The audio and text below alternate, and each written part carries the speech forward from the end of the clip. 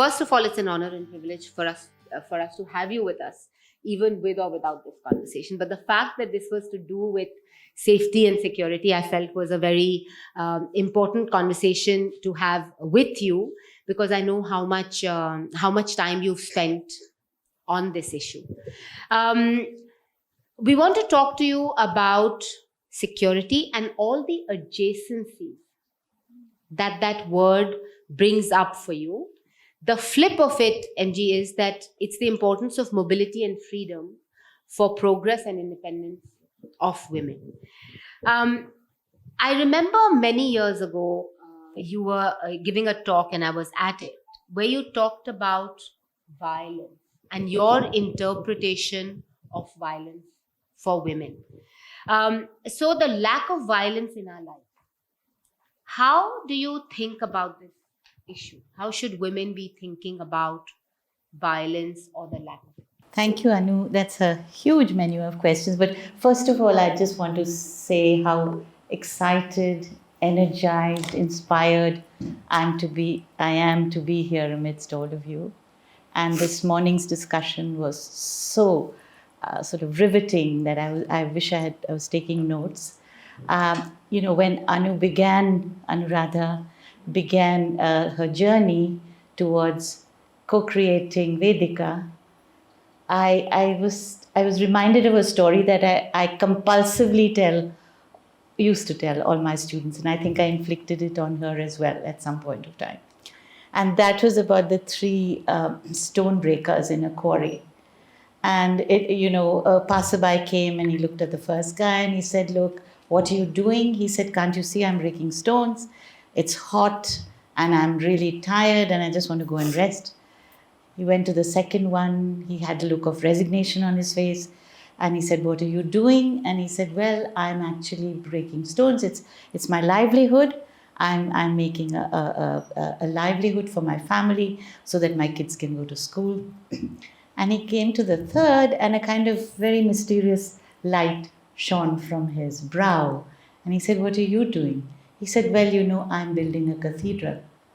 And that was the light that I saw in her. It was the power of an idea whose time had come.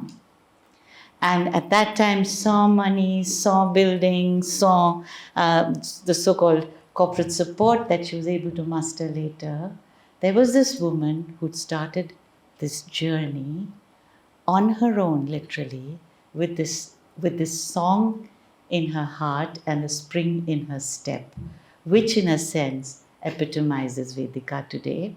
And while I salute her and her colleagues here, I also want to salute her mother, Mrs. Das, who's been such a tremendous inspiration. And it's a typical example about how women build solidarities across generations, and they're each other's strength. So, as they say, Lal Salam. And okay, she's asked me a very, very complex question. And it's about a lot of things, about power, it's about mobility, it's about voice, it's about recovering agency. I think one of the first things we need to do is to effect that paradigm shift from victimology to agency, and not get trapped in this discourse of victimology. Because the moment we begin to see ourselves as having agency, we've already taken that first step forward, which is what many of you, or I'll say all of you, are doing at Vedica. About mobility and about violence, we all know this. We all know this as women. We know it as members of a society that is getting increasingly polarized, increasingly violent, that violence has become normalized in our societies. And women face a continuum of violence, be it in the domestic sphere, be it in the public sphere, be it in the educational space. So there is a continuum of violence, and women negotiate it in different ways, depending on where they are, depending on their background, but above all, depending on their education. This navigating through this complex vortex of different kinds of violence is an ongoing journey. Somebody talked about leadership and how leadership is not a good word in some parts of the world because it denotes hierarchy and it denotes the power of pushing down rather than pulling up. I would like to look at power as the process of pulling up, and power for me, leadership for me, is a doing word. It's a verb. It's continuously evolving, it's continuously recreating itself, it's continuously rewriting the scripts. So, just to give you an example about women, there is something about women that enables them to do a multiplicity of tasks at the same time. Now, don't get trapped in this thing that women can multitask. So let me give you more tasks to do because you are this Durga, and put you on a pedestal and worship you for form, but kick you down the stairs for substance. Okay. So don't ever fall into that trap saying, whether in your company or in your home, oh, you're a woman, you can multitask. So what if you're doing a project or you're doing your PhD? Today the kid is ill, take her to hospital. Today your mother-in-law is not feeling too bright, so cut the vegetables. And besides, anyway, you're on study leave, so you have all the time in the world. So never fall for that trap. That's a huge patriarchal trap. Don't fall for it. And it's perpetuated by women also. But women can be extremely patriarchal, as you know, and men can be extremely feminist. And I love all the men who are feminist, and there is one here in this room. I think we need to support. And of course, at the back as well. What women do is they constantly face what is known as time poverty. This is when she was talking about work-life women's presence in the labor force. This is a concept that a lot of work has been done upon. They face time poverty because they do not have the time to stand and stare. What is this life so full of care if we have no time to stand and stare? And so it's not the loiterer but the flaneur that we have to recreate in ourselves. Person who goes into a city just without any armaments, internal or external, feels comfortable enough to do that. And as Martin Luther King said, that no one is free till all are free. No one is safe till all are safe. So take that in your stride. And about the women's city and Mast Moli, I'd say a city of women for a humane society. It's not just of women, for women, by women, but a city that is created, nurtured by women for an inclusive, humane, just society. So this issue of agency and mobility is primarily a justice issue. Taking space for ourselves is battling injustice. So long as we know this, it's not something that is just granted to us because it's given to us. Very often the word empowerment I balk at because I always ask who's empowering whom? And do we want to be mainstreamed into the muddy water? Or are we creating an alternative stream, an alternative elixir, like you people at Vedica are encouraged to do? So coming back to this time poverty, you know what women do? Most transportation systems in the world, be it France, maybe not so much Germany, all over Europe, are based on the a priori of full jobbing men. That's how the transportation systems are designed. And I'm going back to a conversation we once had. Sitting in Lady Shri Ram College, we saw the metro coming up across our beautiful space and really ruining the landscape for us.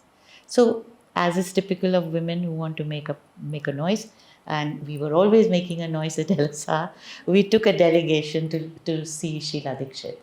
She listened to us very patiently, and she was one of the most gracious chief ministers Delhi has ever had.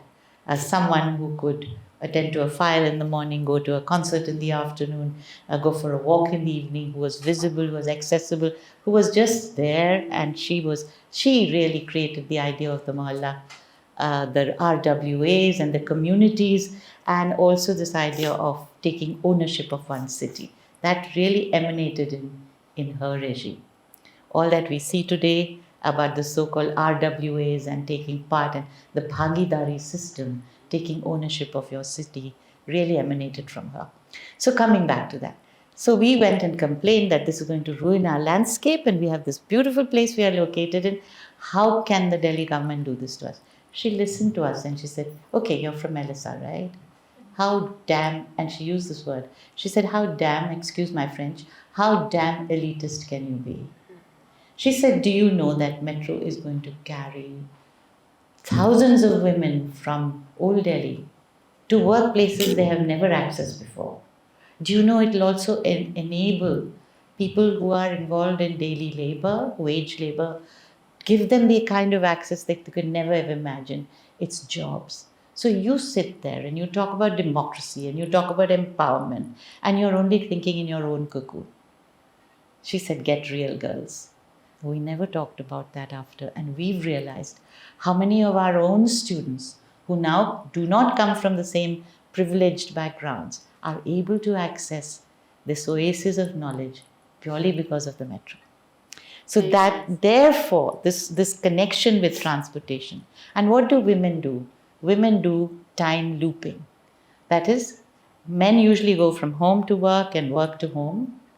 Women on the way to work will drop the kid off most likely, but now more men are doing it. Drop the kid off to school, try and get the prescription for the mother-in-law. On the way back, get vegetables, go into the hobbies class for the kid, pick them back up. All of these things are done in one circumference of transportation. So see how they have devised time looping despite time poverty. So that's my response to you, to your first question about mobility. Now, mobility is, of course, of your physical mobility, but it's also the mobility of the mind. It's the mobility to be able to break the barriers that imprison you and say, no, look, this is your space, stay within this space. And let's not forget, tell me when I'm talking too much, I'll stop. Let's not forget that women, one particular word I would love to leave you with is to transgress. Transgress. Break those barriers, keep transgressing. Your everyday resistances, your daily mutinies, every single mindful action that is questioning unequal power, unequal, unjust power, be it for yourself or for others. You're speaking out even within the home for your household help, your domestic help.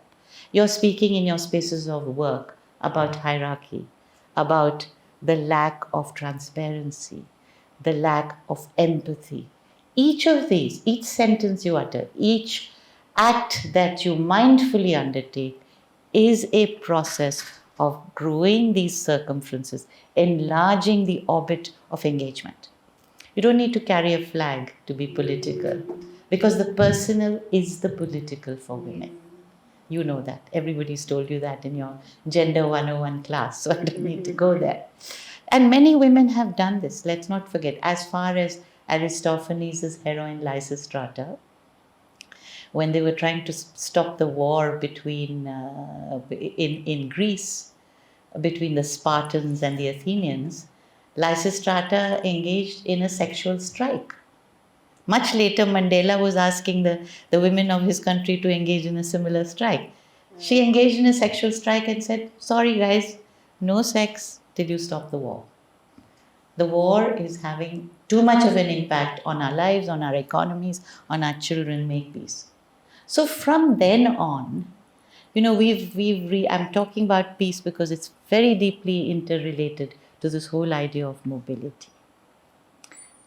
Violence is a kind of resourcelessness, and peace is a kind of agency. So forget about those old, kind of myths or motifs. You've got Mast Molly here, but you know those motifs that show peace as a woman in white, transparent, translucent, or even as a Florence Nightingale carrying the lamp, okay? Bust that myth. Because for me, for example, the peace women of our century and perhaps many centuries earlier were women who rocked the ship of the state. They were not wholly passive and passively holy women. They interrogated the manner in which power was distributed in society and structural violence occurred. Sometimes you don't, it's not tangible, but it's there. You see it. You see it in the way the transportation system is built. You see it in the way access to parks is not easy. You see it in the way lighting happens in our cities. And there's a very interesting app called Safety Pin. I'm sure you've used it. It maps places in different cities all over the world. And you, as a votary of public spaces, would know Safety Pin. It maps cities all over the world in terms of the intensity of the security it provides to women and tells you these areas are free of violence. So they have done great work in Delhi, they've done work in Hyderabad, in Bangalore. So you get onto their app and it'll tell you what are the safe spaces, physically safe spaces for women. But it is not just the physicality of it, it's much beyond that. So it's coming back to this whole idea of women rocking the ship of the boat, women rocking power, right? And also men rocking conventional power systems that keep women out. So therefore, a city for women is also an inclusive city. It's inclusive of different classes, of different castes, of people from different backgrounds. Because the thing you see in Delhi is its sheer diversity. So, which part of Delhi do you want to make your own is something you can decide. I'll come back to that issue a little later. But so if you look at these women who are not passively holy and wholly passive, look at, say, somebody like Rosa Parks, 1957, right? She refused to get off a segregated bus in Alabama, and she got thrown off the bus, but she lit the fuse of social dynamite. The civil rights movement got a huge thrust because of what one Rosa Parks did. And she was not a great revolutionary. She was a seamstress initially. She was just a lady who used to tailor and sew and so on and so forth. It's so, हरे की मुट्ठी में ये है, तुम्हारी ही मुट्ठी में whatever future tumhara. So it's there within reach. We just have to grab it. We have to look at every opportunity as a possibility and not as a limit. So I think Vedika looks at moving from limits to possibilities. So you look at a Rosa Parks, you look at an Aung San Suu Kyi, you look at all these women you look at a Bhavari Devi, we can come back to that later.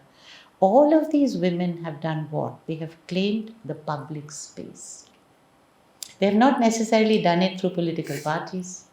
Some have done it as part of movements. But one thing is clear, that they may have started out Ekla Chalo Re, but log judte rahe, karma badhta raha. So that's how it happens. I've gone on much longer than Anu had wanted me to. But looking at you, I can't stop. It's so inspiring to hear. How insights me that every line has suffered it, MD, for us to think about harder. But I want to ask you, I come back to a slightly more systemic question later. I want to ask you personal examples from your life where you have, felt from limit to possibility, or that your life is an example of that.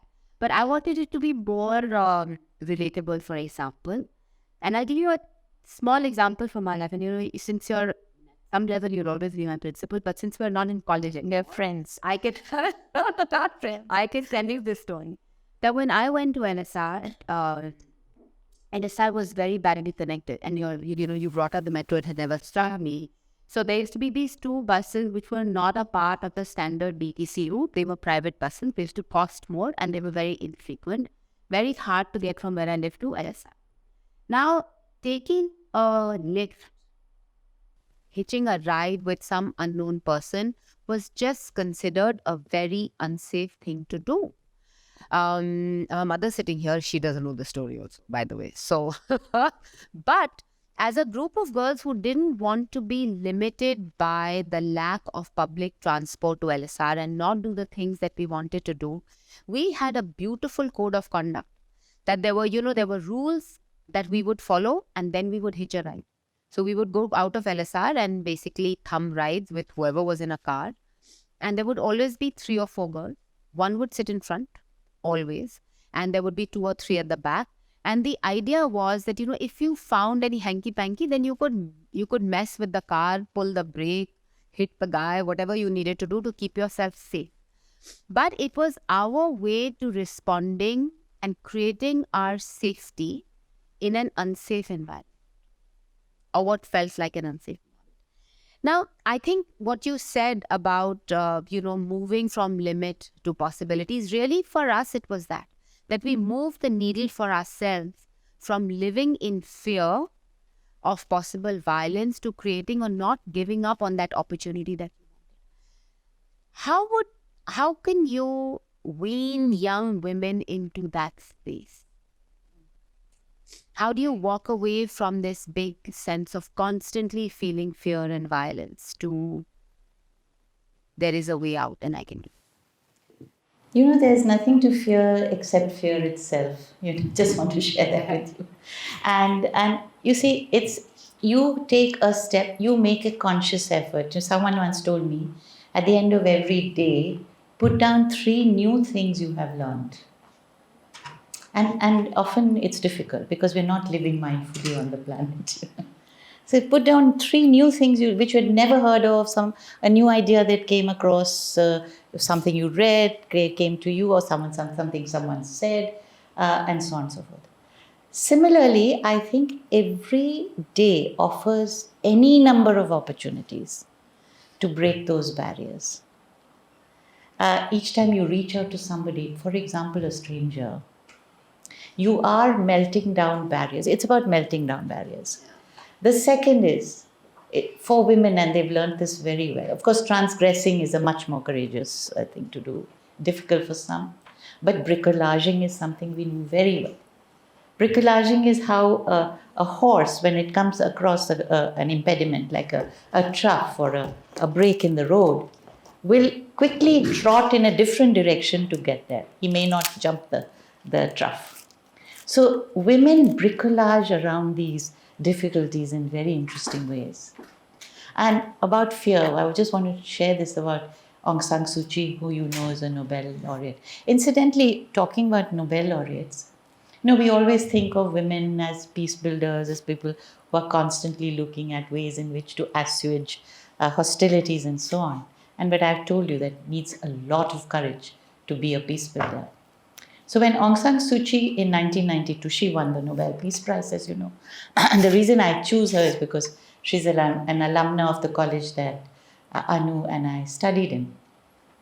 So this was in Danube. She had just won the elections, and obviously she had annoyed the junta. And she's still, as you know, in custody in Myanmar, Burma then. And she was actually going out, just meeting people after she had won this landslide victory. But the army was after her, and they were determined to keep her down.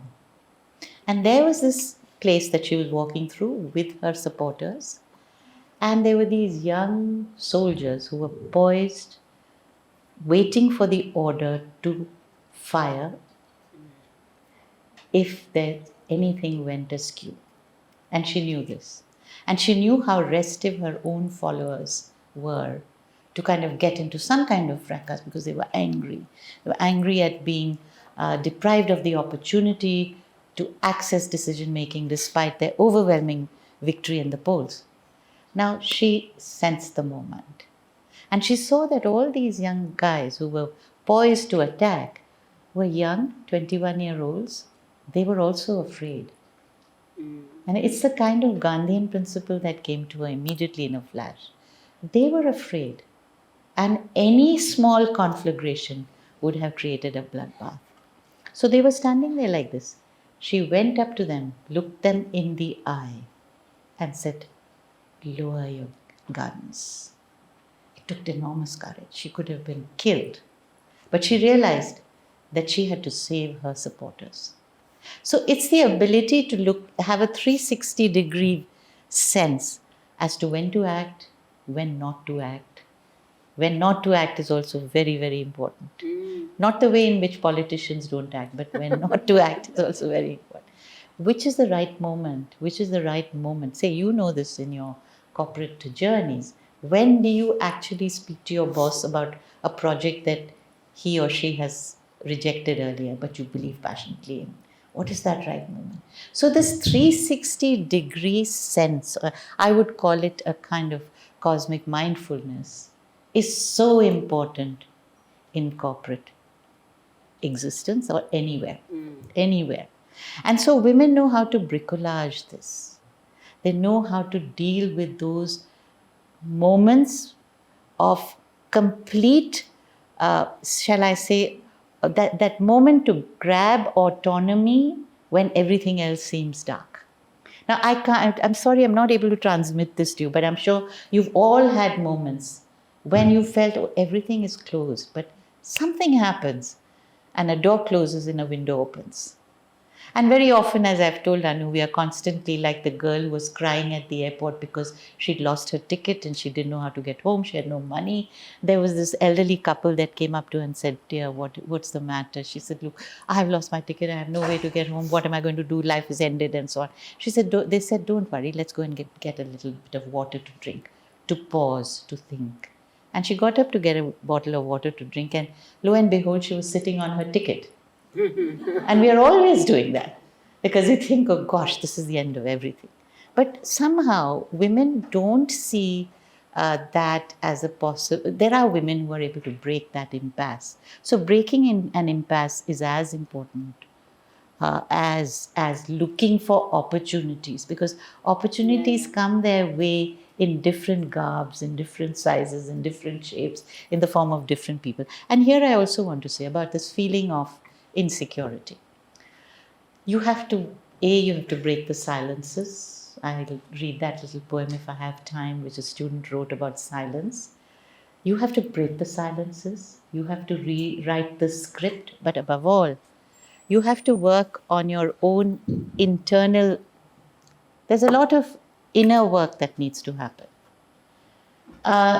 Someone told me this 2 or 3 days ago, look at life as a sentence. If you just have jumbled words, you'll keep running around trying to chase your tail, you'll get up in the hierarchy, you'll do all that. But you won't do what Anu does, where she goes off into the hills. Because if you don't punctuate your sentences correctly, you will not have a story. Every sentence needs its punctuations, different flavors, different ways to live in different times, different contexts, different engagements. So one size does not fit all. That's one big takeaway. So think about, what is this rat race all about? What am I doing it for? Of course, I'm doing it for my fulfillment. But is there something beyond that? The thing that she opened with, where she said, be part of something that not just makes you feel small, but that's bigger than yourself. Engaging in that, not just self-gratification, but throwing yourself into the heat and dust of life in a manner in which your voice counts. So, for example, and that would be, somebody else was asked this question, but that would be something that I'd like to share. You might want to call it unsolicited advice. But I think Vedica's can make its walls a little more porous to civil society. Mitti ki khushboo, as they call it. That element, if you work on, from your corporate perch, I'm not just talking about CSR, because CSR can just be ticking boxes and doing outcomes. I'm more interested in process. What it does there and what it does here, and how it kind of creates not an exactly and level playing field, but it removes the alienation of those who have been deprived. The silences, the people in the shadows. And here I would like to share, and I think I'm running out of time, and this is my last sentence. Please learn to speak in the mother tongue. And I'm not talking about Bengali or Urdu or Punjabi. Talk in the metaphoric mother tongue in your corporate sectors, in your situations, as leaders, as part of a group. The mother tongue is the language of inclusion. It's maybe in the shadows, often it is, but it is always on the verge of song. It is a language in which all maps can change. It is a language that can speak truth to power. And I think the more of us, both men and women, speak in the mother tongue, the language of dialogue, the language of listening, the language of empathy, then all of this metro stuff will be overcome, because you have to do a lot of inner work. That fear that you have, and men are not monsters, please don't treat them as. It's a co-creation of a new society that you have begun at Vedica, and I'm sure it will happen, inshallah, in my lifetime. Thank you. You know, I wanted to just add to this fear thing, and NG, I feel this a lot, even just in a general personal context, that we have, we talk about the need for equality, but we have left the pain of rejection on men. Men need to deal with rejection, and we should be saved rejection. So I have so many, very tough, independent, strong women friends who will never ask a man out because they don't want to deal with the thought. What if they say no? I'm saying, men for the last, I don't know how many centuries keep going, poor thing, saying, will you come out with me? And we can say no. But it amazes me, and I'm saying this a little bit lightheartedly, but with a very deep, serious underlying tone, that as we make our quest towards equality, I think we have to, this fear of rejection is one of the biggest things that comes in the way of what we may want and aspire towards. So, the fear of rejection of somebody saying, no, you can't go out, to asking for a job, to a raise, to a love interest. It's a very big fear that we live with, which we don't really acknowledge. So I think in this journey of the self-awareness, and as MG said, ask yourself what is it that you're really afraid of, and it can get broken down. And each time you're able to overcome one of them, I think the path to agency becomes so much bigger. I know, Ananya, how much time you get? 5 minutes, can we take? She's being polite, we're out of time. Incidentally, may I take you out to dinner? This is what you said. No, but what she meant was about also stereotypes that we build ourselves, for ourselves. For example, how can my partner be shorter than I? How can I be older than him? And very often this salary stuff becomes a huge issue. How can I earn more than him? So this lean-in business and holding back business is real, because we undersell ourselves. But there are ways in which to be successful by being humble also. I want to, I'm going to ask you one last question, and then I want to end with this soft and strong thing. That, the asking a guy out was just one step towards a little more lighter way of looking at life. But security, safety, fear, lots of the things that you talked about, NG, are very serious, deeply ingrained or entrenched things in our psyche or in our lives. But I feel as a human being that it's very important for us to be able to do deep and serious and meaningful things with a little bit of lightness.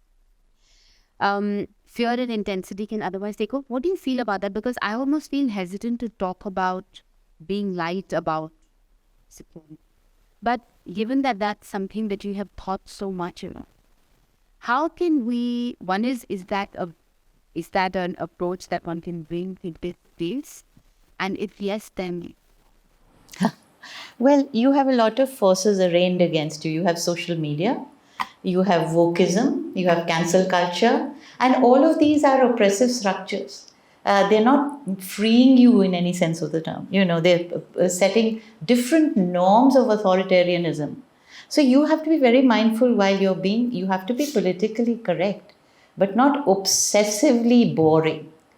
Everybody knew that the Mao suits, made the Chinese into automatons completely. And the first thing they did when the bamboo curtain lifted was to completely throw away the Mao suits and start looking and wearing different things, both in men and women.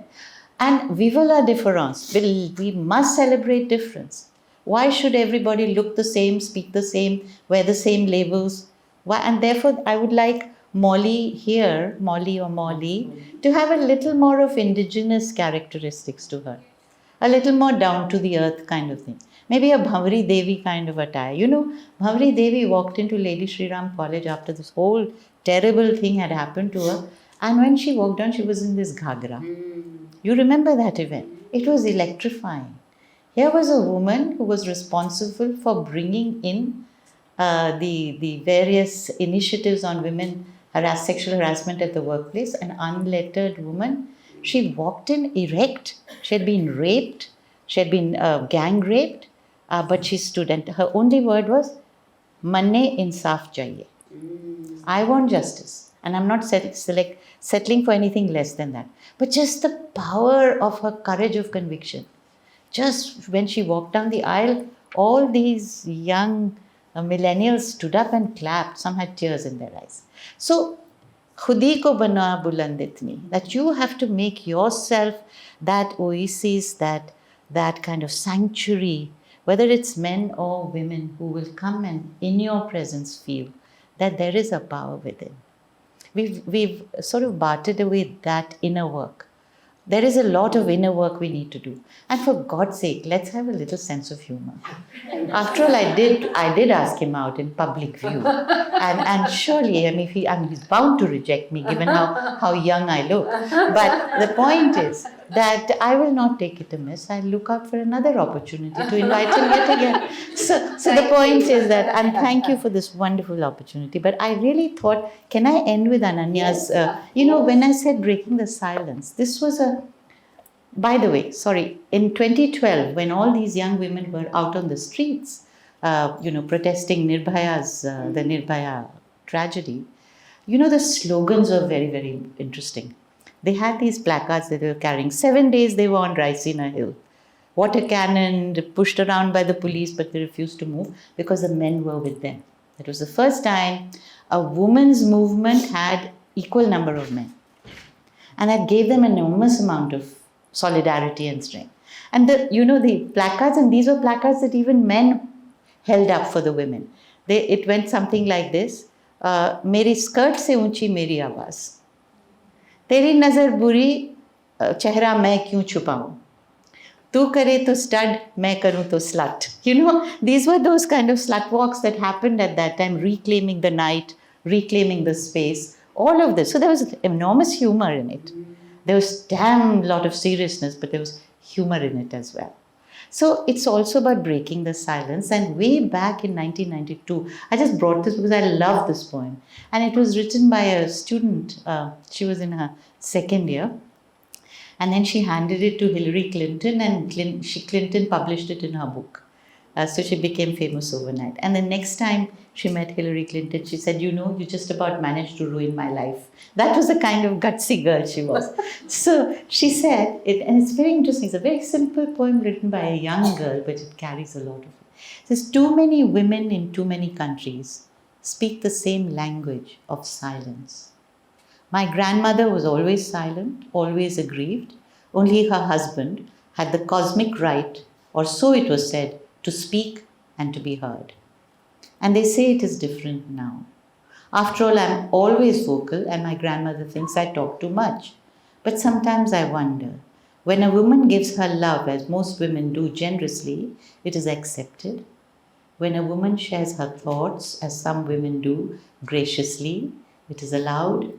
When a woman fights for power, as all women would like to, quietly or loudly, it is questioned. And yet, there must be freedom if we are to speak. And yes, there must be power if we are to be heard.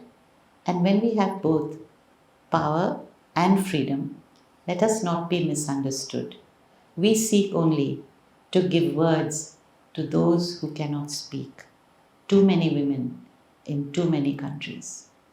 And I seek only to forget the sorrows of my grandmother's silence." So it's up to you to give words to those who cannot speak. I had a lot of notes, but no time. Thank you. We'll come back, but MG is, I think she stands for what I see every Vedica scholar to become. And it's in some ways she is this. I heard it much later, but I realized that that's who she is. And it's someone who used the term and they said being strong like water. You know, when you're strong like water, when you touch water, it doesn't hit back at you, right? It just moves back, makes space for who you are, what you want to be. But over time, it's the water that shapes the rock.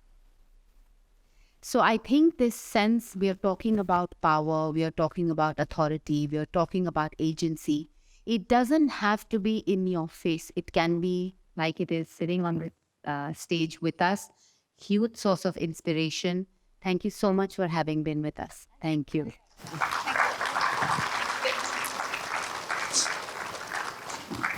Thank you so much and all the best. Thank you, Anuradha and Dr. Gopinath. Since its inception in 2015, Vedica has undertaken several initiatives to empower women, from the Anahita Speaker Series to the Vedica Women's Alliance. The City of Women is another step in the same direction, aspiring to build a tribe of fearless and independent women who claim the city and inspire others to do so. I now request Inara to present a token of appreciation to Dr. Gopinath. Thank He's you so also much. an alum. Thank you. Yes, I know her. From LSR. I know that. Thank you. Please do find your own city. Find the compassionate Delhi. Find the crazy Delhi. Find the mehfil wala Delhi. Find the monuments. Every day, look out for Apni Delhi. And you will find something very, very spectacular.